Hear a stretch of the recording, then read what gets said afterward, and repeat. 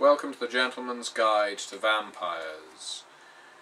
Neonate. I heard about how you embarrassed yourself in Elysium, letting your beast off the leash. Or perhaps it just overpowered you and bolted.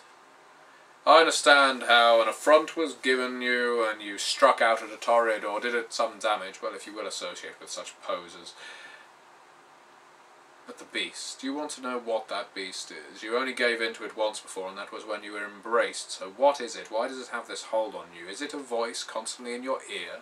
Is it a devil on your shoulder? Is it a demon inside? Is it a ravening monster? Is it a beast within? Is it a monkey on your back? Or is it a compulsive shadow just stalking everywhere you go and fucking everything up for you? What is your beast? Your beast is you.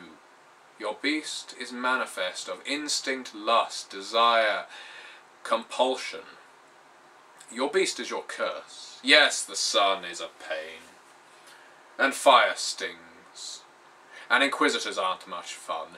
But the greatest curse that we are afflicted by is our beast. This constant element nagging in the back of our minds, in our bodies even, that we are not fully in control of our own actions. Anytime you make a mistake, do you think that's you making the mistake, or do you think it's the beast deliberately making it so? Because the beast enjoys your suffering. The beast enjoys your pain. The beast wants you humiliated. The beast wants you belittled. Because the beast is everything that is hunger, consumption, and sadism within your body. Think of the way a vampire is built. A vampire is built with sharp teeth with which to bite into flesh, to draw blood, and maybe, if they choose to, create a pleasurable experience in doing so. But ultimately, the vampire is that pair of fangs, the consumption of blood, the discarding of the body. That's all there is to it. Do not believe the vampire that tells you that every vampire is merely the beast incarnate and some have better masquerades than others. You try dropping your humanity all of a sudden. You try forgetting what you are and giving into your beast. You will not be able to. Your conscience will not allow it. You're far too young for that. That's not to say it doesn't happen to elders from time to time. All of us have succumbed to our beast, but to do it willingly, the fact that you cannot speaks either to the great strength of a huge act that all of us Cainites somehow perpetrate, or the fact that we are more than just a single entity with a particularly glossy mask. We are not all just beasts going around in fancy frippery. We are our own entities. We have our own intelligence, and we have our own impulses, our own instincts, and we have our own desires. But the beast is always there with its own. The beast is intelligent, it is cunning, it is predatory, and it wants to feed. It wants to feed on everything you love. It wants to destroy everything you care about. The beast wants you weak, so when you are weak and when you are sad and when you are feeling belittled and when you are feeling like you've been crushed and you have lost everything, then the beast will consume you as well. And when it does, it's not going to let you go. Its teeth will be wrapped around your spine and you will feel it biting in, you will feel it crunching through the bone and sucking the fluid from your spinal cord, if indeed there is any remaining. Your beast wants you.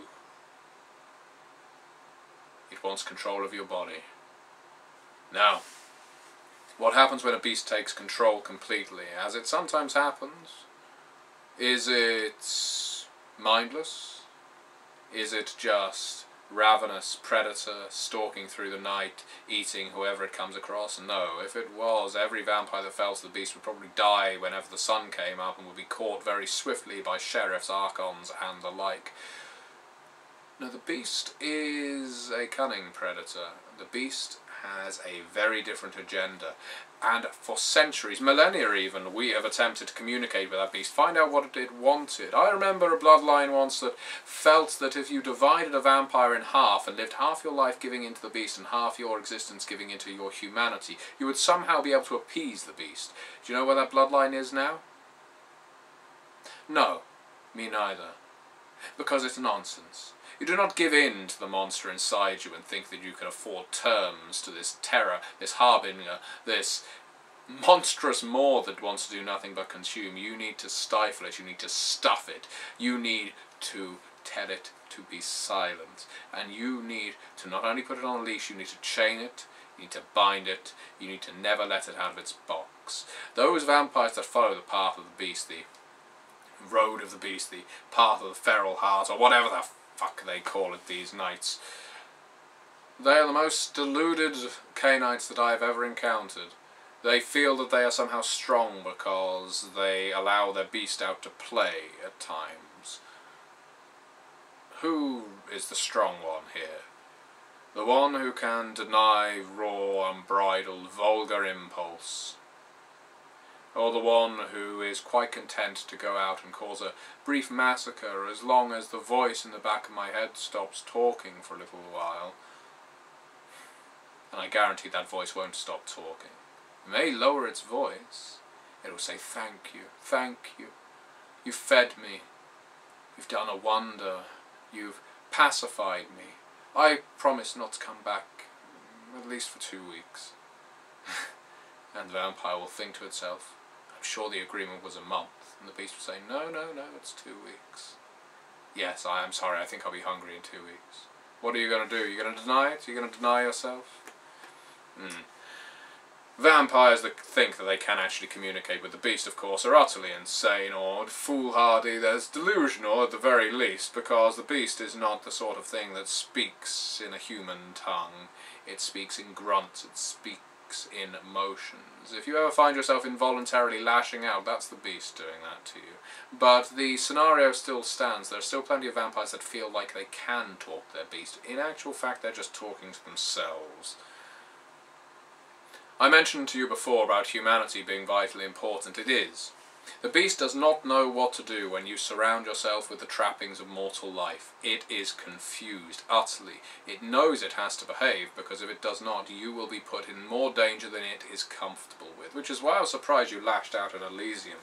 Surrounding yourself with humanity is a decent way of holding on to your beast. As soon as you start indulging yourself, though, and giving in to your baser instincts, your beast will not relent. It will not sleep and miss that opportunity to take control. All you have to do is let it take control once.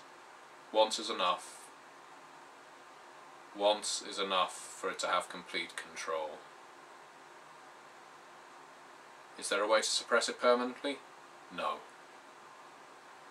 Do not believe those words of the Inconnu, do not believe the words of the Salubri, do not believe the words of Melcavians who feel like the beast can somehow be muzzled forever or put to good purpose. You will always be afflicted by the beast. You just need a particularly short lead. And you need to punish that beast. You need to lash it. You need to admonish it. You need to be the bigger half. Let the beast out in my presence and I'll put an end to you right now. Do it right now and I will kill you. I can see you're agitated. It's almost like I've been speaking to your beast all this time. When was the last time I spoke to my beast? Back then I was underground, and I was forced to feed from my own kin. I didn't wish to do it consciously, and I was prepared to give up, so my beast took the reins. It took a lot of time and a very patient mentor to get me back to where I am tonight. I don't have patience for one such as you, Neonate, so do not lose your temper, or I will put you down, and your beast with you.